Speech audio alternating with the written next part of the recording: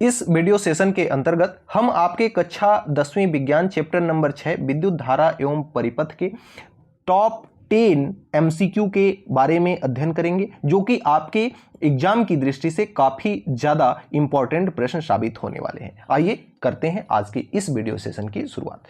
आज के सेशन का जो सबसे पहला प्रश्न है, कहता है कि विद्युत धारा की दिशा किसके अनुसार से मापी जाती है? इलेक्ट्रॉनों की गति के अनुसार से मापी नहीं जाती, हालांकि इसकी दिशा आपकी होती है। प्रोटॉनों की गति, प्रोटॉन तो गति करते नहीं है, ये स्थिर रूप में होते हैं ना। इलेक्ट्रॉन की गति तो करते हैं, इलेक्ट्रॉन की गति तो होती है, लेकिन प्रोटॉन आपके स्थिर होते हैं। लेकिन इलेक्ट्रॉन की गति के आधार पर विद्युत धारा की दिशा नहीं मापी जाती। विद्युत धारा की दिशा हमेशा धन टर्मिनल से कहां होती है? ऋण टर्मिनल की ओर होती है। तो किसके अनुसार से मापी जाती है? धनात्मक आवेशों की दिशा से क्या की जाती है? मापी जाती है, क्योंकि धन से ऋण की ओर होती है विद्युत धारा की दिशा। अगर अगले क्रम में प्रश्न संख्या 2 की बात करते हैं, तो कहता है कि किसी चालक में धारा और विभवांतर का संबंध कौन सा नियम बताता है? तो आपका जो ओम का नियम है ना, वह होता है V बराबर I इंटू आर। ओम का नियम क्या होता है? V बराबर आई आर। तो धारा और विभवांतर, धारा आपकी क्या है? I है, और विभवांतर क्या है? आपका V है। तो विभवांतर और धारा से कौन सा नियम संबंधित है? ओम का नियम। तो इसका बिल्कुल राइट जवाब हो जाएगा ओम का नियम। न्यूटन का नियम जो है वह गति के समीकरण को दर्शाता है, गति के नियमों को दर्शाता है। कूलाम का नियम यहां पर दो बिंदु आवेशों के लिए लागू होता है। केपलर का नियम आपके खगोल शास्त्र में लागू होता है।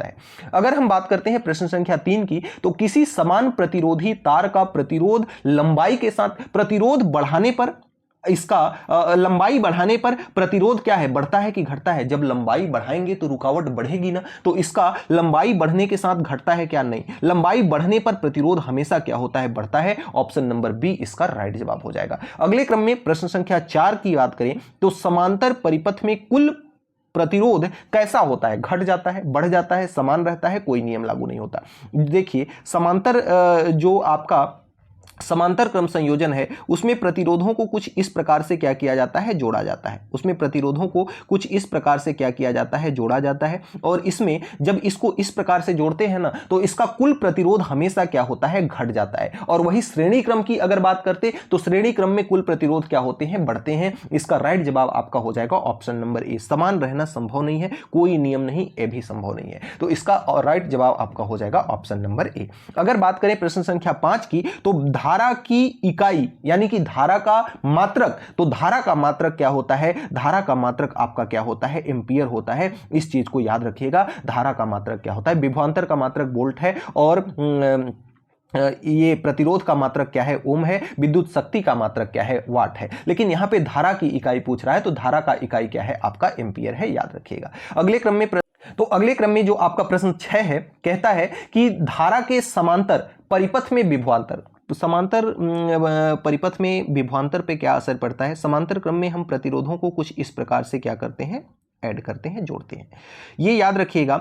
एक इसका मोस्ट इंपॉर्टेंट सा नियम है कि अगर रास्ता बदलते हैं तो धारा के मान में परिवर्तन आता है, और अगर हम बिंदु बदलते हैं तो विभवांतर बदलता है। यहां पे देखिए, आपका जो वायर है कुछ इस प्रकार से एक जगह यहां जुड़ा है, एक जगह यहां जुड़ा है, तो इसका बिंदु नहीं बदल रहा है, बिंदु एग्जैक्ट है। इसमें चाहे आप जितने भी प्रतिरोधों को क्या कर दें, इसमें जोड़ दें, लेकिन बिंदु नहीं बदलेगा। तो विभवांतर सभी शाखाओं में क्या रहेगा? समान रहेगा, अलग अलग नहीं रहेगा, हमेशा शून्य नहीं रहेगा। एक शाखा पर अधिक ऐसा हो नहीं सकता। तो सभी शाखाओं पर क्या रहेगा? समान रहेगा। इस बात को आप ध्यान में रखिएगा। प्रश्न संख्या 7वां जो है, कहता है कि ओम का नियम किसके लिए लागू होता है? तो ओम का नियम किसके लिए लागू होता है? केवल प्रतिरोध के लिए, धातु प्रतिरोध नहीं, केवल अर्धचालक नहीं, केवल गैस के लिए नहीं, सभी प्रतिरोधों के लिए लागू होता है ओम का नियम। अगर प्रश्न संख्या 8 की बात करें, तो विद्युत ऊर्जा का सूत्र जो है वह है E बराबर IVT। E बराबर IVT याद रखिएगा। प्रश्न संख्या 9 जो है, धारा का प्रवाह किसके कारण होता है? आवेशों के प्रवाह के कारण, धातु के विस्तार के कारण, तापमान की वृद्धि के कारण? कोई कारण नहीं, आवेशों के प्रवाह के कारण धारा का प्रवाह होता है। अगर किसी में मुक्त इलेक्ट्रॉन है या मुक्त आयन है, तभी उसमें धारा का प्रवाह होगा, अदरवाइज धारा का प्रवाह नहीं होगा। अगर बात करते हैं प्रश्न संख्या 10 की, तो किसी परिपथ में कुल धारा किससे निर्धारित होती है?